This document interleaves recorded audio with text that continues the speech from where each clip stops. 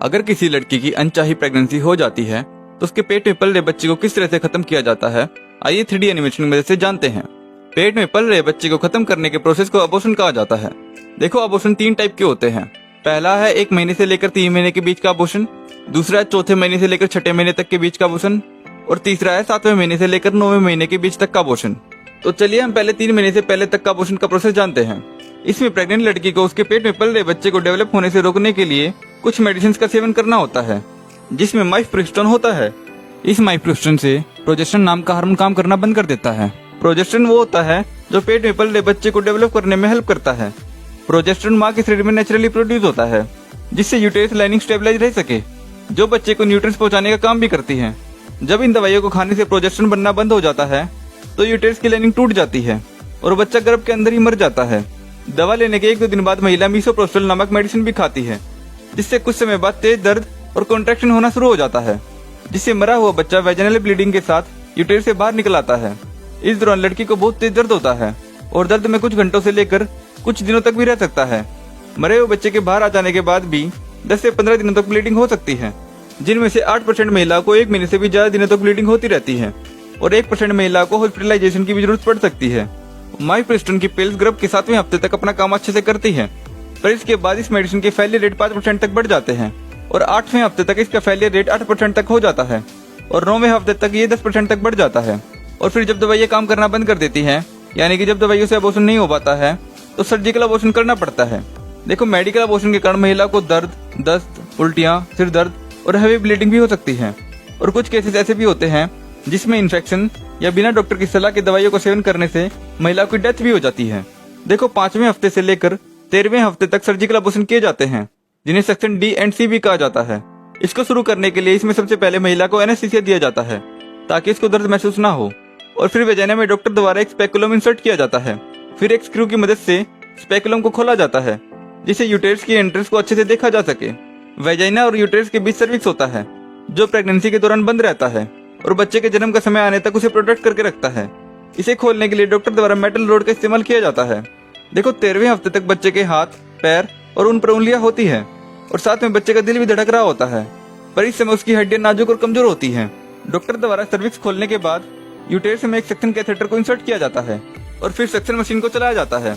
इस suction machine का force हमारे घरों में इस्तेमाल होने वाले वैक्यूम क्लीनर से 10 से 20 गुना ज्यादा तेज होता है, जो बच्चे को यूटेरस से कुछ ही पलों में बाहर खींच लेता है।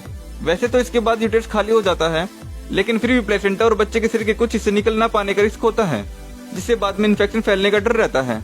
ऐसा होने से रोकने के लिए डॉक्टर एक क्रेट का इस्तेमाल यूटेरस की लाइनिंग को क्लियर करने के लिए करता है। देखो, सेक्शन D एंड C के कुछ रिस्क भी हो सकते हैं, जैसे कि यूटेरस में घाव या छेद हो जाना, जिससे इंटेस्टाइन, ब्लैडर और आसपास के ब्लड वेसल्स भी डैमेज हो सकती हैं। साथ ही इन्फेक्शन और शरीर में इंटरनल ब्लीडिंग भी हो सकती है, और कुछ रेयर केसेस में महिला की डेथ होने का रिस्क भी होता है।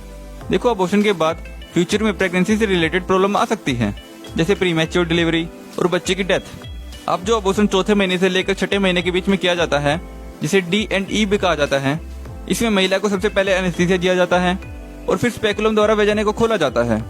4 से 6 महीने के बीच की प्रेगनेंसी में बच्चा इतना बड़ा हो जाता है कि सर्विक्स को खोलने के लिए 24 से 48 घंटों पहले लेमिनेरिया को सर्विक्स में इंसर्ट करना पड़ता है।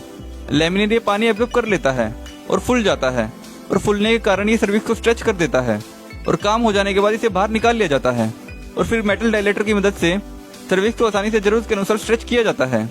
इसके बाद सक्शन ट्यूब को इंसर्ट किया जाता है, जो एमनियोटिक सैक में मौजूद फ्लूइड को बाहर खींच लेता है, पर इस दौरान बच्चे का शरीर 1 हाथ के बराबर हो गया होता है, जो सक्शन से खींच पाना मुश्किल होता है।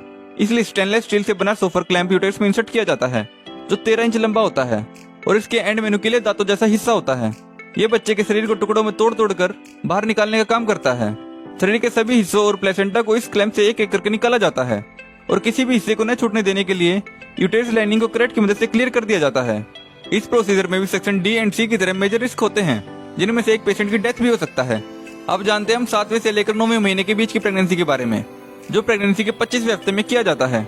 इस समय तक बच्चे का शरीर इतना डेवलप हो चुका होता है कि अगर महिला की प्रीमैच्योर डिलीवरी हो जाए तो भी बच्चा दुनिया में सर्वाइव कर सकता है। अब जब बच्चा इतना बड़ा और डेवलप हो चुका है तो अबॉर्शन करने में 3 से 4 दिन का समय लग जाता है। अबॉर्शन के पहले दिन महिला के शरीर में डॉक्टर डाइजॉक्सिन नामक दवा को सिरिंज में इंसर्ट करता है। डाइजॉक्सिन को हार्ट प्रॉब्लम ठीक करने के लिए इस्तेमाल किया जाता है, पर इसे ज्यादा मात्रा में लेने से बच्चे के दिल की धड़कनें रुक जाती है जिसे फेटल कार्डियक अरेस्ट कहा जाता है। एक डाइजोक्सिन इंजेक्शन महिला के एब्डोमेन या वेजाइना के द्वारा बच्चे के सिर या दिल में इंसर्ट किया जाता है, जिससे बच्चे को दर्द होता है और कुछ समय में उसकी डेथ हो जाती है। इसके बाद महिला की सर्विस को स्ट्रेच करने के लिए लेमिनेरिया स्टिक इंसर्ट करी जाती है। लेमिनेरिया सर्विस को स्ट्रेच कर देता है और इसे दूसरे दिन निकाल लिया जाता है। दूसरे दिन डॉक्टर द्वारा अल्ट्रासाउंड करके ये चेक किया जाता है कि बच्चे की डेथ हो गई है या नहीं। तो अगर बच्चा जिंदा होता है तो बच्चे के शरीर में डाइजेक्शन की सेकंड डोज इंसर्ट कर दी जाती है, जिसके बाद बच्चे की डेथ हो जाती है। अबॉर्शन में महिला को तीसरे दिन और चौथे दिन बहुत तेज दर्द होता है और कॉन्ट्रैक्शन होते हैं। लास्ट में या तो बच्चा पूरी तरह बाहर आ जाता है, जैसे नॉर्मल डिलीवरी के दौरान बच्चे जन्म लेते हैं, और अगर ऐसा नहीं होता है तो D&E प्रोसीजर की तरह बच्चे के शरीर को क्लैम्प्स और प्रेप्स की मदद से टुकड़ों में तोड़ तोड़ कर निकाला जाता है। जब प्लेसेंटा और बच्चे के शरीर के सभी टुकड़े निकाल लिए जाते हैं तब अबॉर्शन प्रोसीजर पूरा हो जाता है। D&C और D&E अबॉर्शन प्रोसीजर की तरह इस प्रोसीजर में भी महिला के लिए हाई रिस्क होते हैं। प्रेगनेंसी के किसी भी स्टेज में अबॉर्शन के द्वारा एक शिशु की जान लेना एक पाप के बराबर है। इसलिए हमारी यह जिम्मेदारी है कि हम बच्चे को किसी भी कारण की वजह से दुनिया में आने से ना रोके। अगर आपको वीडियो इन्फॉर्मेटिव लगी है तो वीडियो को प्लीज लाइक जरूर कर दीजिएगा।